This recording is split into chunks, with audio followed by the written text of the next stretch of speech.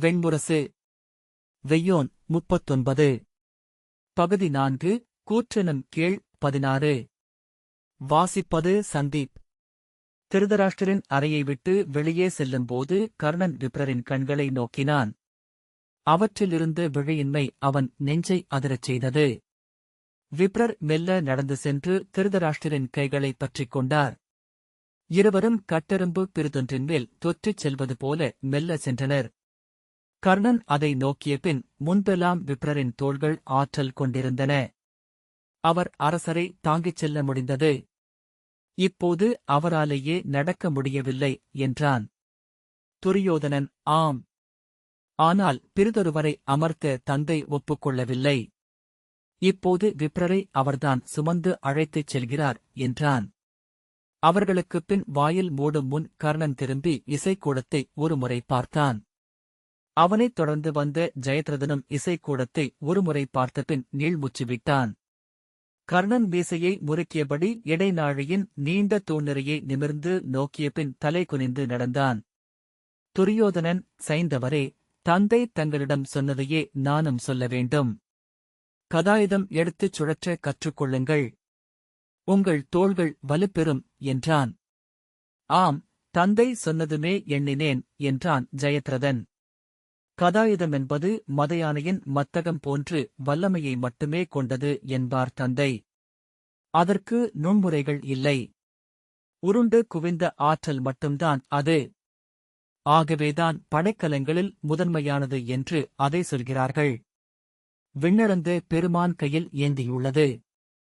இப்புவியில் மானுடன் உருவாக்கிய முதல் படைக்கலமும் அதுதான் என்றான் துரியோதனன்.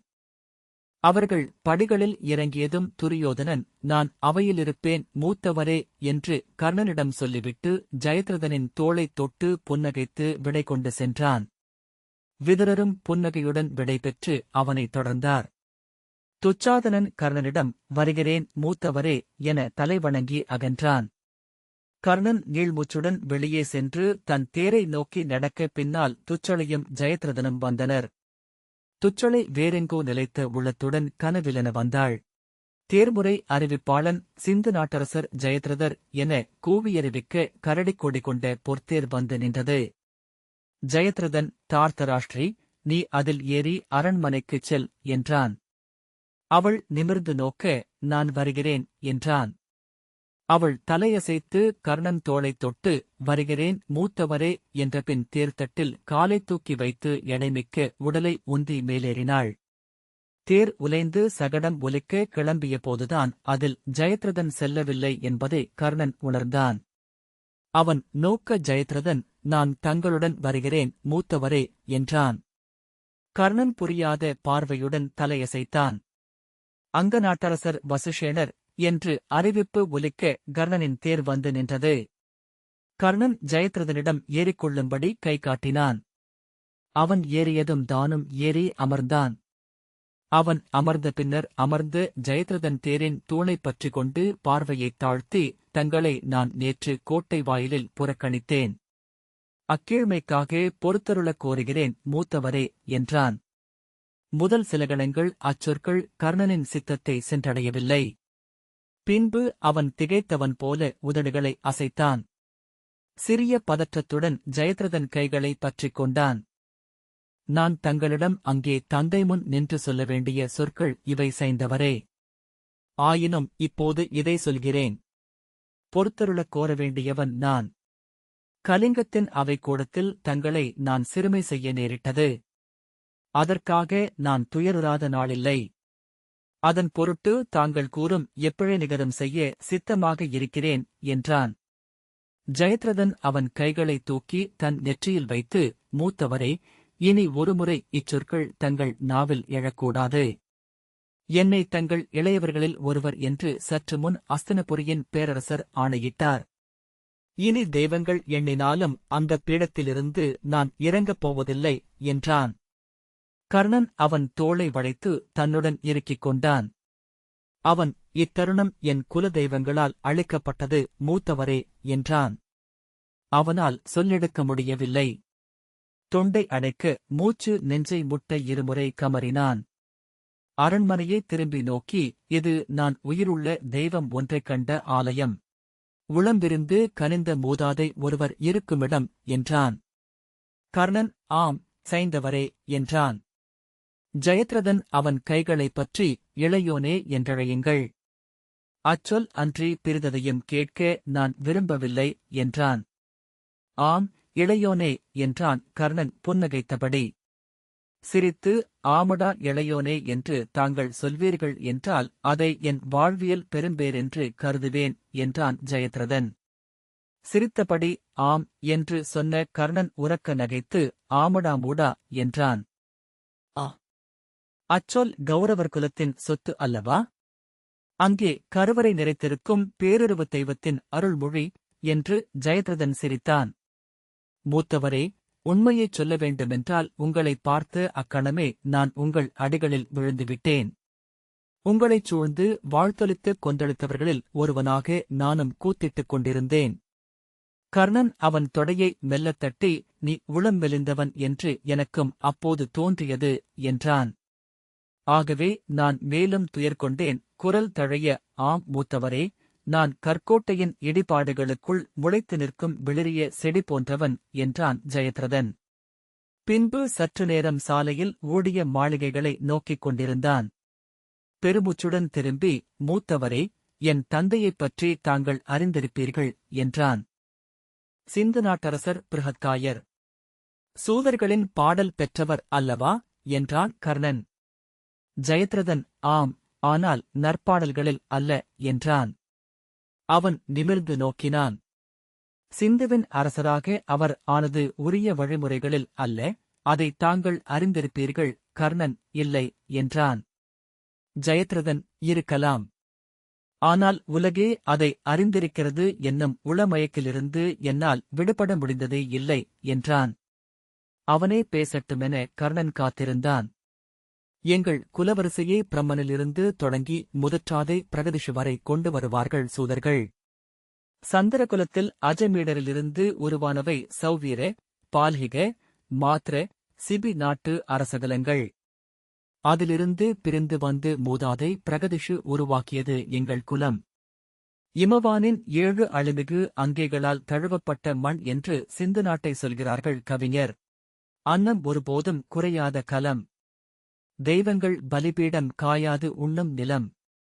பாரத வருஷத்தின் தொன்மையான ஜனபதங்களில் ஒன்று அது. இங்குள்ள அத்தனை தெய்வங்களும் அம்மண்ணில்தான் முளைத்தன என்பார்கள். அத்தெய்வங்கள் கால் தொட்டுச் சென்ற இடங்கள் நெல்லும் கோதுமையும் கரும்பும் மஞ்சளும் தோன்றின.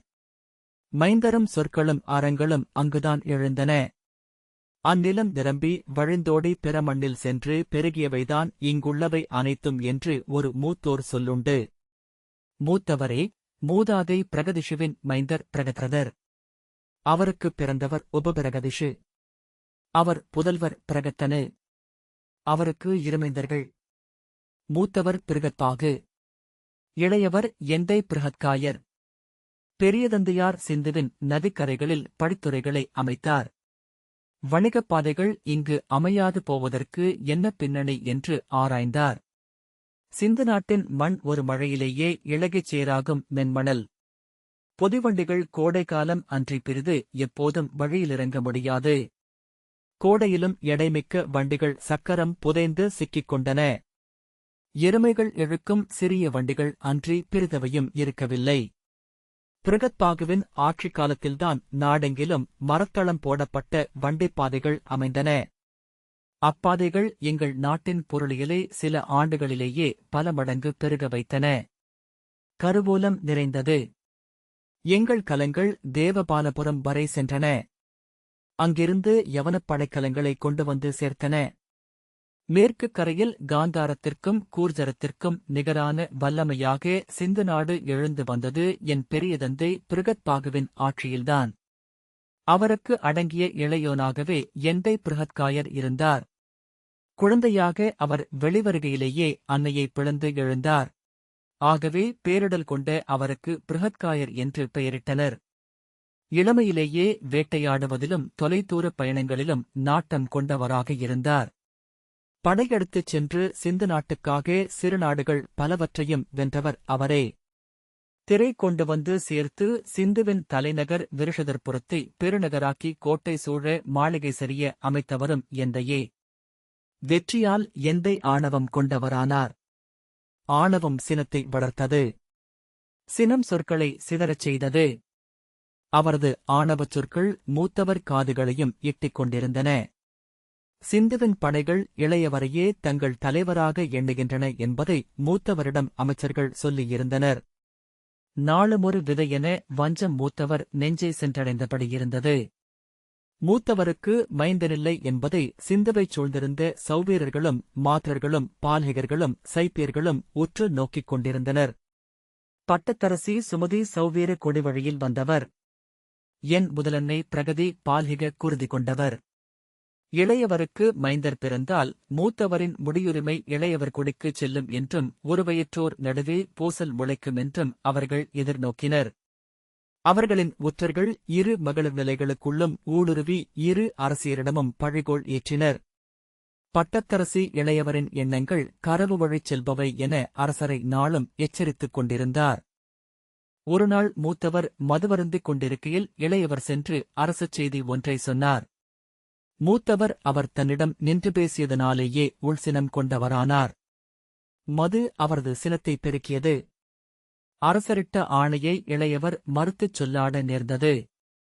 சொல்லென்பது 12 பக்கங்கள் கொண்ட பகடை என்கிறார்கள் நூலோர். அதில் வாழ்கின்றன ஊழை ஆளும் 7 தெய்வங்கள். கல்லுரசி எழும் பொறி என விரும்பாச் சொல் ஒன்று அரசரின் நாவில் எழுந்ததைக் கண்டு எண்ணிச் சொல்லுங்கள் மூத்தவரே என்றார் எந்தை. அக்கணத்தை தெய்வங்கள் பற்றிக் கொண்டன. சினந்தெழுந்த மூத்தவர் இளையவரை நோக்கி, சிறுமதியோனே, எதிர்ச்சொல் எடுக்கிறாயா? என் கால்கட்டை விரல் நீ என்றார். அச்சொல்லின் சிறுமையால் ஆணவம் புண்பட்ட எந்தை, இந்நகரை என் செல்வத்தால்தான் அமைத்திருக்கிறீர்கள். இந்நகருக்கு நானும் உரிமை கொண்டவன். நானும் இதற்கு அரசனே என்றார். இது அறியாது செய்த பிழை. இதற்கு மாற்றுகள் என்னவென்று பார்ப்போம். வைதிகரை வினவுவோம். நிமித்திகரை உசாவுவோம். களஞ்சியம் நிரம்ப பொன் இருக்கின்றது. நெஞ்சில் துயரும் உள்ளது. வேண்டிய போது வேள்விகள் செய்வோம். பெருங்கொடைகள் இயற்றுவோம். பேரரங்கள் அமைப்போம். தாங்கள் வாழ்ந்தாக வேண்டும். இந்நாட்டின் கொடியை தாங்கள் ஏந்த வேண்டும்.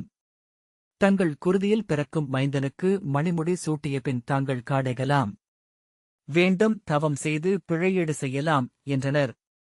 பல நாழிகை நேரம் அமைச்சர்கள் சூழ்ந்து நின்று சொல்ல எந்தை மனம் தேறினார். மூத்தவர் இயல்பாகவே இறந்தார் என்று அரண்மனை மருத்துவர் 7 முறைமை சார்ந்து அறிவிக்க அவரது உடல் எந்தையாலேயே எரியூட்டப்பட்டது. ஆனால் மஞ்சத்தில் வெண்பட்டு மூடிக் கிடத்தப்பட்டிருந்த மூத்தவரின் முகத்தை ஒருமுறை நோக்கியதுமே பேரரசி சுமதி தேவிக்கு தெரிந்துவிட்டது. இனி எனக்கு ஒன்றும் எஞ்சவில்லை இங்கு. என் குழுலரின் சிதையில் பாய்ந்து உயிர் துறப்பேன் என்று அவர் சொன்னார். அரசியின் கால் பற்றி அழுதனர் மகளிர். மைந்தர் இல்லாத கைம்பெண் உயிர் துறப்பதை முறை. நான் வாழ்வதன் பொருளும் இன்றே அழிந்துவிட்டது என்று அவர் சொன்னார். செய்தியறிந்த எந்தை அரசியின் மாளிகை முகமுற்றத்தில் சென்று இரவெல்லாம் நின்று மன்றாடினார். அரசி அவர் அரண்மனைக்கு அருகே வரக்கூட ஒப்புதல் அளிக்கவில்லை. எரியூட்டு நாளில் மணக்கோலம் பூண்டு கண்ணீருடன் வந்த பட்டத்தரசியைக் கண்டு நகர் மக்கள் கதறி எழுதனர். அவர் எரிமேல் ஏறியபோது 2 கைகளையும் கூப்பியிருந்தார். உதடுகள் எதையோ சொல்லிக் கொண்டிருந்தன. எரிந்தமைந்து 3ஆம் நாள் சிதை எலும்பு எடுத்தபோது அந்தக் கைகள் எலும்புக் குவையாக கூப்பிய வடிவிலேயே இருந்தன என்றார்கள் சுடலையர். 16 நாட்கள் நீத்தார்கடன்கள் முடிந்தபின் அரியணை அமர்ந்தபோது எந்தையின் பேரிடல் பாதியாக வற்றி சுருங்கியிருந்தது. செங்கோலை ஏந்தவும் மணிமுடியை சூடி நிமிர்ந்த மரவும் கூட அவரால் இயலவில்லை. நஞ்சுண்ட யானை என அவர் நடுங்கிக் கொண்டிருந்தார். இரவுகளில் கண்மூடினால் கைகூப்பியபடி நடந்து சென்று தன் குழுலரின் சிதைமேல் ஏறி கொழுந்துவிட்ட நெருப்பை பட்டாளையை என எடுத்து அணிந்து கொண்ட பேரரசியின் தோற்றமே அவர் கண்களுக்குள் இருந்தது.